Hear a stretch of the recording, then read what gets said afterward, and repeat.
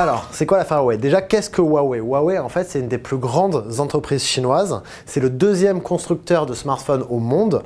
C'est un truc énorme. Même au niveau des télécoms, ils sont clairement leaders. Ils sont bien devant Nokia et Ericsson. Donc, ils fournissent énormément d'antennes réseau et de modems réseau pour énormément de réseaux 4G à travers le monde.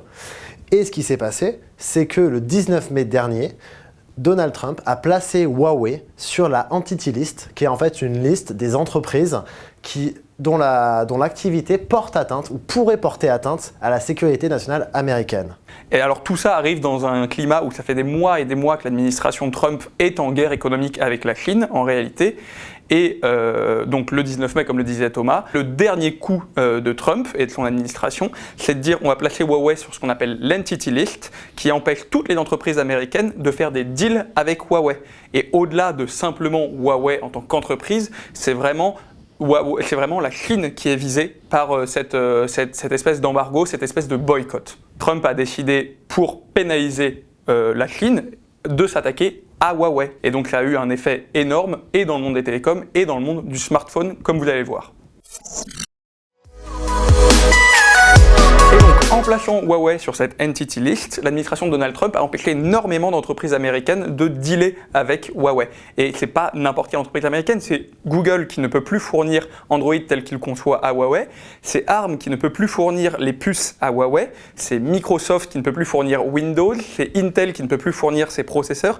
Bref, c'est vraiment un coup très difficile pour Huawei puisque la majeure partie de son activité est tout de même assez dépendante de ces entreprises américaines qui aujourd'hui ne peuvent plus ou presque plus dealer avec Huawei. Et il y a deux choses qui sont intéressantes à signaler. Cet embargo pose problème pour Huawei, mais également pour toutes ces entreprises américaines qui en fait perdent des contrats. Ils perdent des millions de dollars de contrats qu'ils avaient avec Huawei et du coup, eux aussi sont dans une position un peu embarrassante parce que d'un côté, ils doivent suivre le gouvernement américain qui leur impose cet embargo et de l'autre, du coup, c'est un manque à gagner. Et l'autre chose intéressante à rajouter, c'est que Huawei n'est quasiment pas présent aux États-Unis.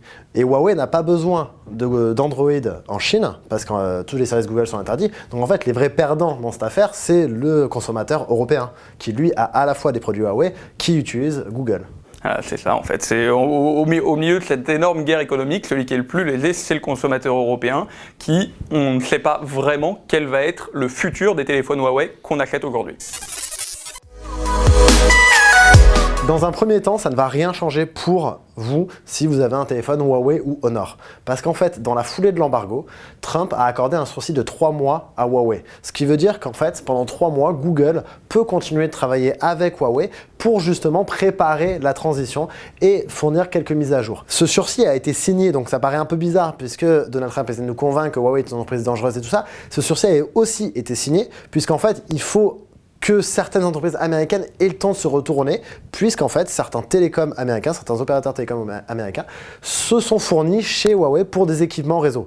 Donc, le temps de les changer, le temps de faire des mises à jour, le temps de passer à autre chose, il faut bien 3 mois. Ce sursis se termine le 19 août, et à partir de là, Google ne pourra plus envoyer ses mises à jour, donc pas d'Android Q, par exemple, d'Android dans sa 10e version.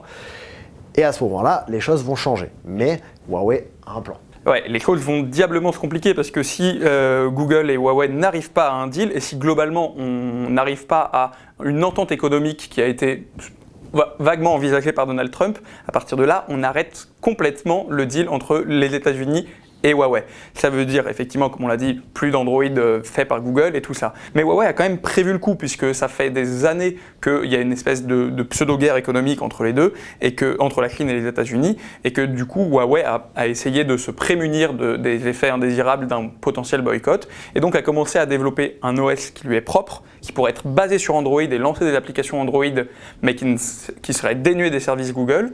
Ils sont allés aussi draguer les développeurs d'applications pour essayer de construire un store d'applications tierces, puisque les téléphones Huawei ne pourraient plus accéder au Play Store.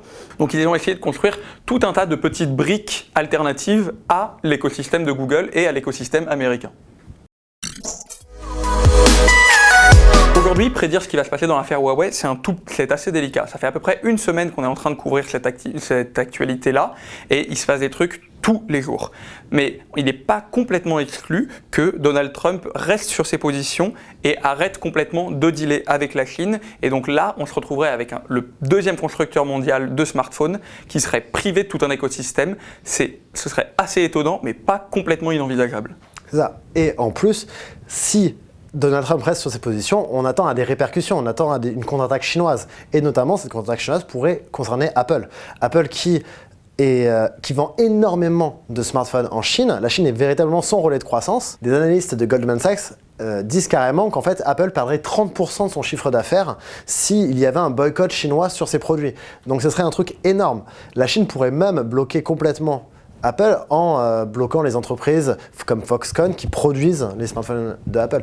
Donc en fait, si Donald Trump reste sur ses positions, on va y avoir encore plus de répercussions du côté américain. Et ça serait une escalade qui serait complètement hyper dangereuse.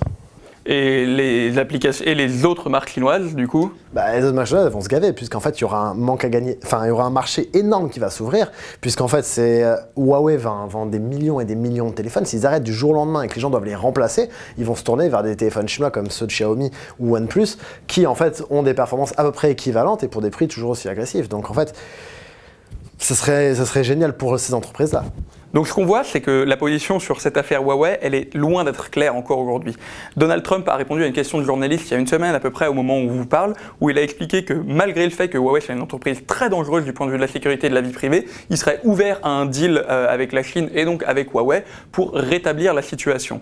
Donc aujourd'hui, on ne sait pas vraiment où va l'administration Trump et où va la Chine, mais ce qu'on sait, c'est que en fait, cette guerre dépasse très largement le monde du smartphone. C'est un vrai conflit économique de première importance, c'est un vrai conflit géopolitique et on est aujourd'hui en terrain complètement inconnu.